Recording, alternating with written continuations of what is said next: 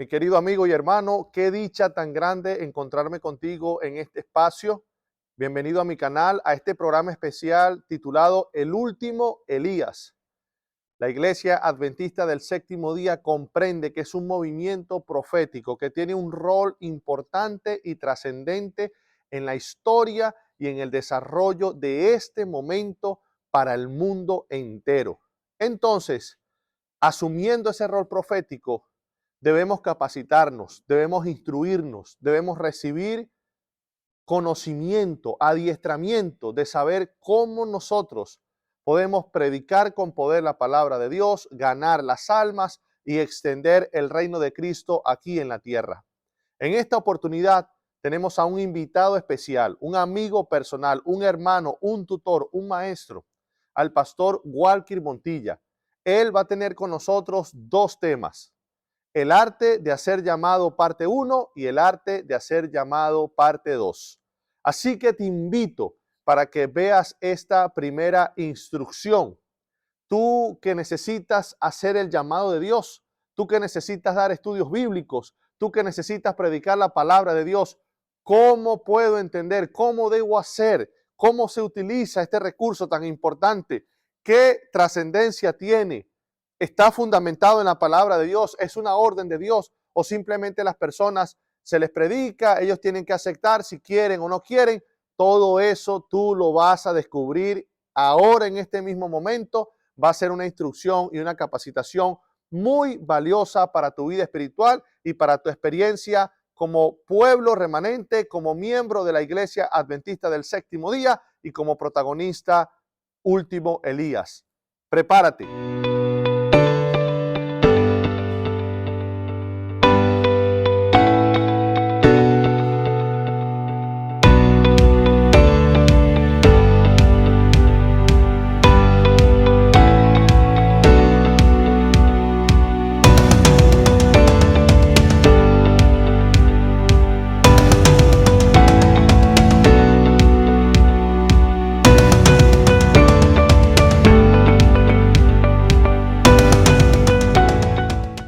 Querido amigo, Dios te bendiga. Te habla tu amigo el pastor Walker Montilla. Hoy quiero compartir contigo 3 puntos importantes acerca del llamado, el arte de hacer llamados.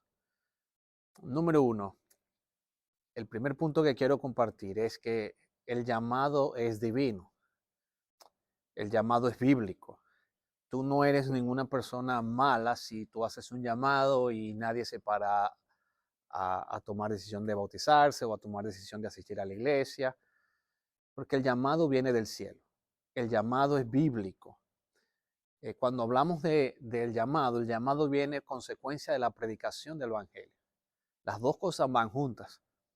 No existe llamado sin predicación del evangelio y no existe una predicación efectiva sin un llamado a la gracia de Dios. Y te voy a compartir el primer punto. El primer punto es que el llamado es bíblico, el llamado viene de parte de Dios. Si es de Dios y si es bíblico, el llamado es bueno. Comparto lo que está en el libro de Génesis, el capítulo voy al capítulo número 3 del libro de Génesis.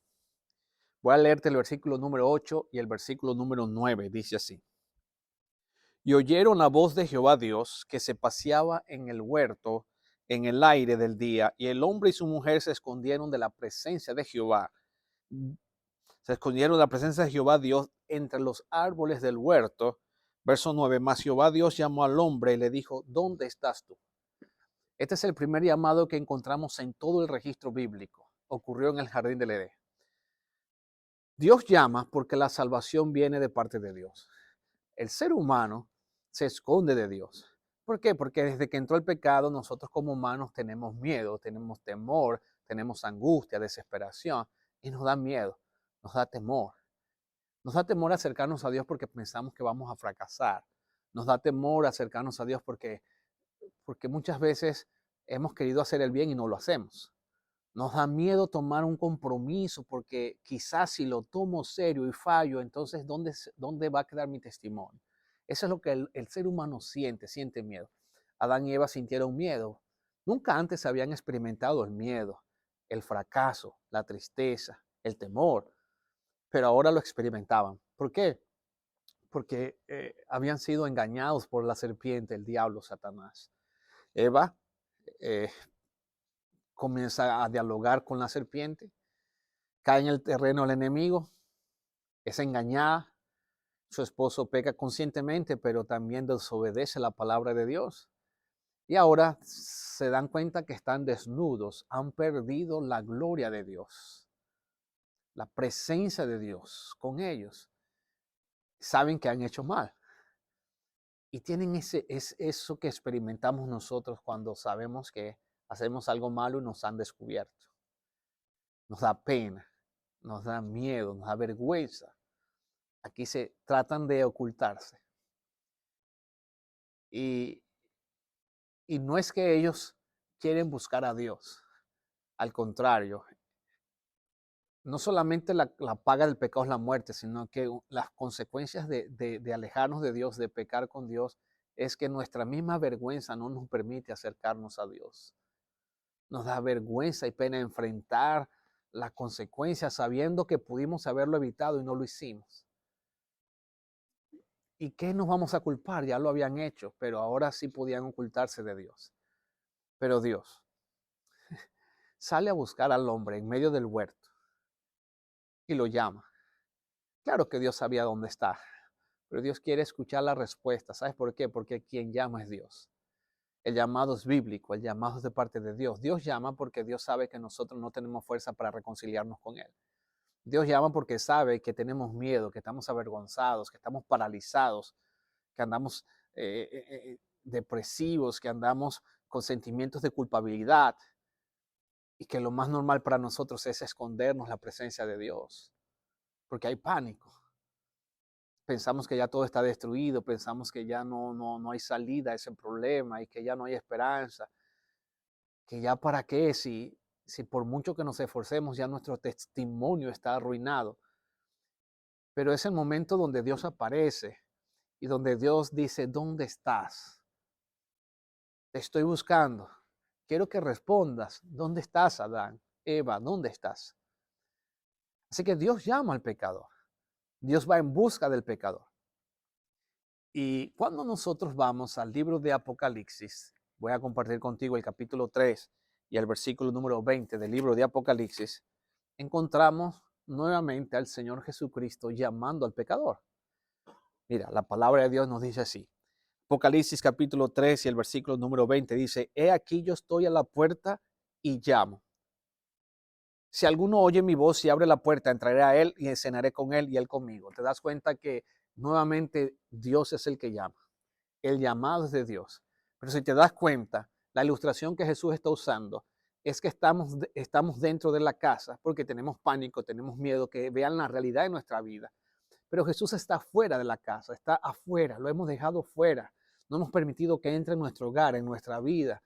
No hemos permitido que Él sea el que arregle toda la situación. Y nos da vergüenza porque no estamos preparados para que Jesús llegue, no lo estábamos esperando. Y esto es lo lindo del Evangelio, que Jesucristo siempre llega cuando tú no te lo imaginas. La invitación a la campaña llegó cuando tú estabas en medio de la sobredosis. La invitación de la conferencia llegó cuando tú estabas en medio de la borrachera. O la campaña y la invitación, tu amigo pasó por ti para llegarte a la iglesia, cuando más bien tú te estabas vistiendo era para irte a una rumba, a un paseo, a la playa, a la disco.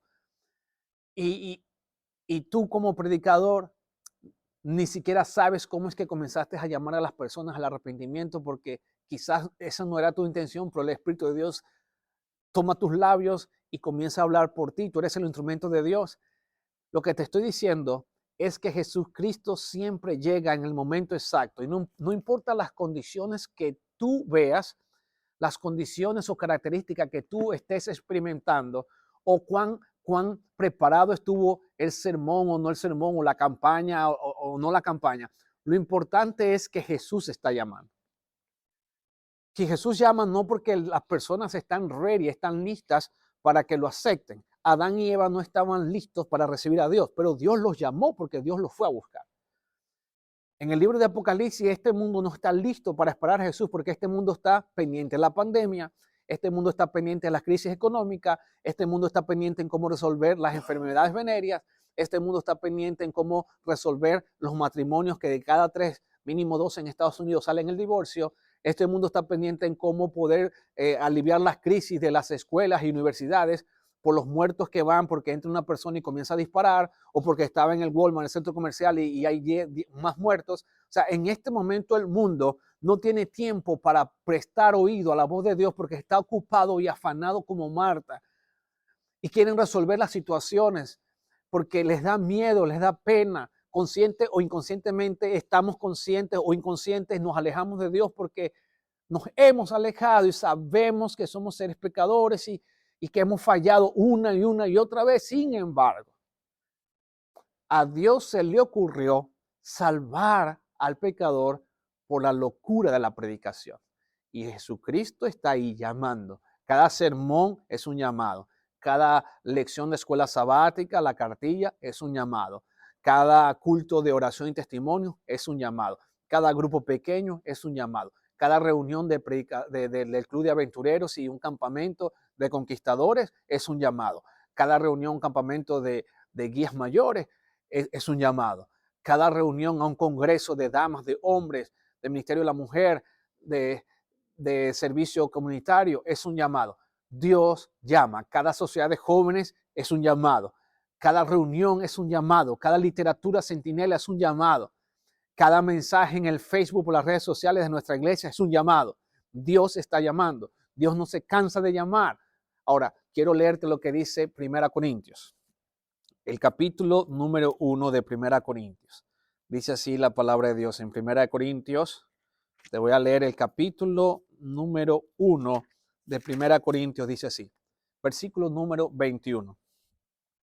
Pues ya que en la sabiduría de Dios, el mundo no conoció a Dios mediante la sabiduría, agradó a Dios salvar a los creyentes por la locura de la predicación. Y yo alabo el nombre de Dios, porque mi Biblia dice que a Dios se le ocurrió salvar a los seres humanos, a los que creen, por medio de la locura de la predicación, ya que por la sabiduría de este mundo, si Dios usa la sabiduría de este mundo, el ser humano siempre estará vistiendo su vergüenza de hojas de higuera, pero no de la justicia de Jesús. El ser humano estará ahí metido en su casa sin abrirle la puerta al Salvador porque no está preparado para la visita. La visita lo sorprendió, pero está Jesús llamando. ¿Dónde estás? Porque a Dios se le ocurrió salvar a los pecadores por medio de la predicación del Evangelio. El segundo punto que quiero mencionarte es el siguiente. El predicador, nosotros como misioneros, como cristianos, como creyentes, nuestro deber es predicar y llamar a las personas. Lógicamente tenemos que aprender el arte y la hermenéutica, las herramientas y aplicar el texto bíblico, etc. Pero el trabajo del mensajero es llevar las buenas nuevas de salvación y mostrar a Jesús, el Cordero de Dios que quita el pecado del mundo, y llamar a las personas a reconciliarse con Dios. Recuerden, el llamado es bíblico. Así que como el llamado es bíblico, yo como mensajero de la gracia de Jesús, yo entiendo que mi trabajo no es hacer que las personas puedan entregarse a Dios. Ese no es mi trabajo. O sea, mi trabajo no es hacer la obra del Espíritu Santo. Mi trabajo no es convencer al pecador para que se bautice o para que se arrepiente. Ese no es mi trabajo. Esa es la obra maravillosa del Espíritu Santo. Jesús le dice a los discípulos, yo me voy a ir y necesito irme porque si yo me voy viene el Consolador. Ustedes no van a estar solos. Y recuérdate que la palabra que usa es paracletos. Es la misma que usa Juan en 1 San Juan capítulo 2 versículo 1 para decir que Jesús es el paracletos, el abogado que está mediando entre Dios y nosotros. Pues bien, es la misma palabra. O sea, Jesús dice, yo estoy abogando por ustedes ante el Padre, pero el Espíritu Santo está abogando por mí por vosotros delante de mí. O sea, Él es mi representante. Él les va a explicar a ustedes. Él va a hablar a través de ustedes, porque Él convencerá al mundo de justicia, de pecado y de juicio. Así que yo entiendo que el trabajo de la predicación del evangelio lo está haciendo Dios conmigo, porque a Dios se le ocurrió predicar a las personas, salvar a las personas por la locura del evangelio. Por lo tanto, yo como mensajero, mi trabajo es dar en la proclamación, dar el mensaje y llamar al pecador. Pero mi trabajo no es convencer a la persona de pecado. Te voy a leer lo que dice la palabra de Dios en el libro de Ezequiel. Voy a leerte lo que dice la palabra de Dios en el libro de Ezequiel. Y ahí, en el libro de Ezequiel, nosotros encontramos algo sumamente interesante con respecto al trabajo que nosotros tenemos que hacer como mensajeros de la palabra de Dios.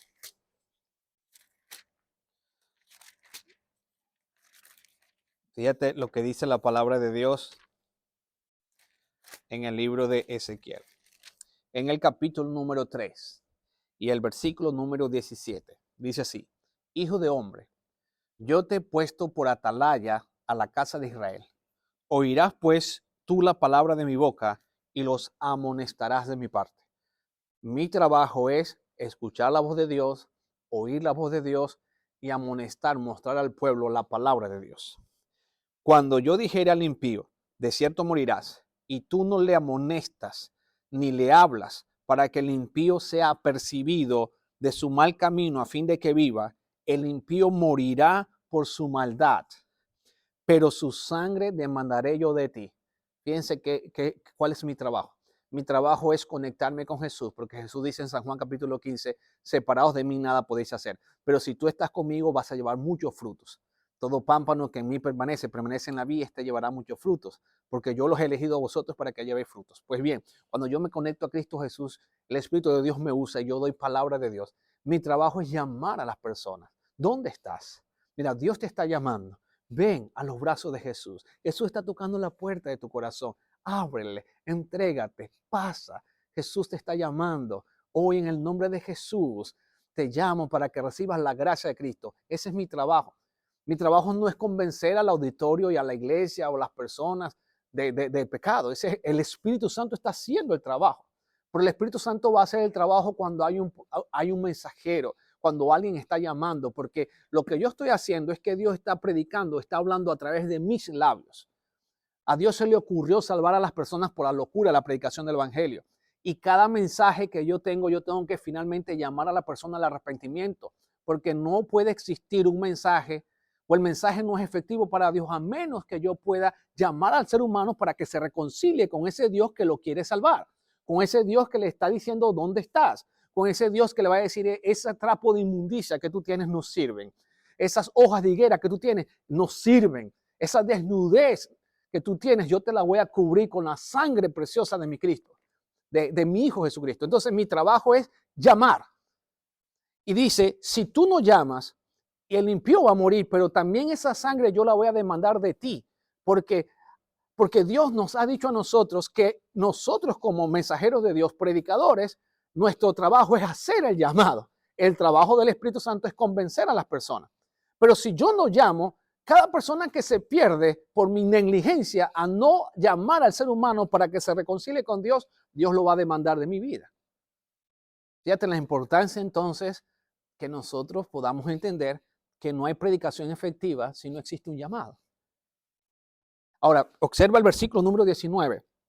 Pero si tú amonestaras al impío y él no se convirtiere de su impiedad y de su mal camino, él morirá por su maldad, pero tú habrás librado tu alma. ¿Te das cuenta? O sea, lo que Dios está diciendo, si tú llamas a las personas, tu trabajo no es convencer a las personas.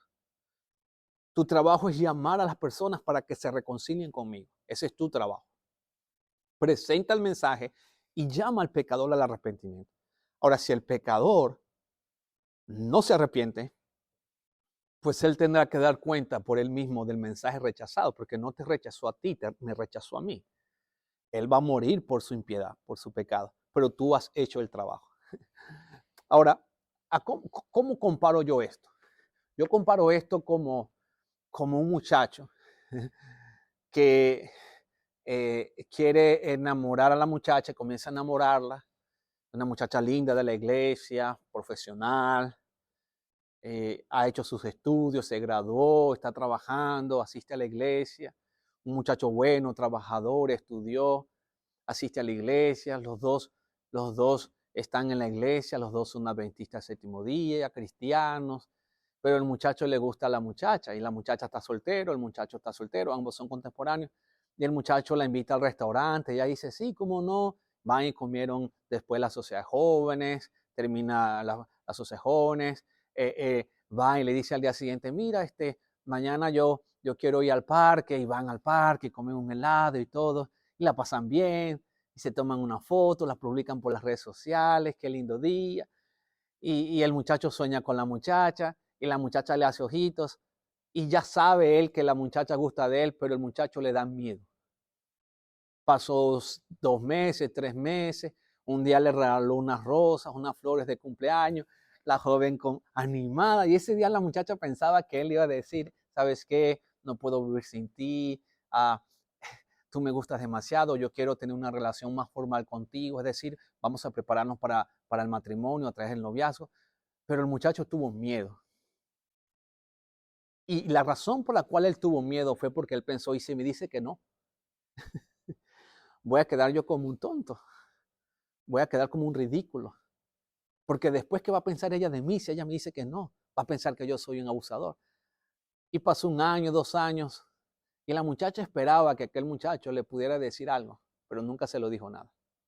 Llegó otro que en menos de 1 mes le dijo a la muchacha algo y la muchacha sí decidió. ¿Qué pasó aquí?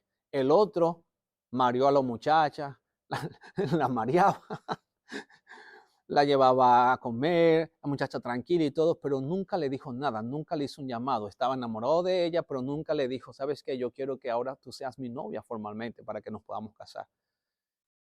Y no hubo un llamado. Eso es lo mismo que pasa cuando nosotros podemos predicar.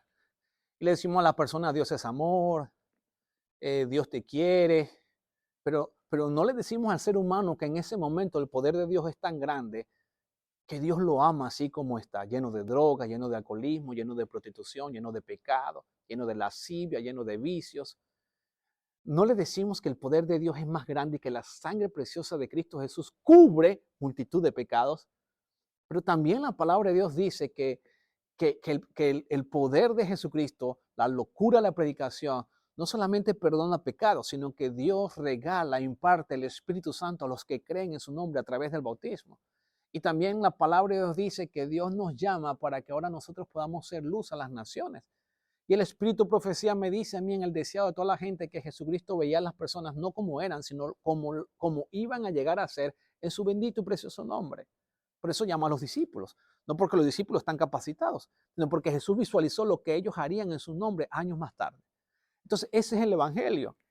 Cuando tú mareas en un sermón y mareas y no haces llamado, la persona se queda así.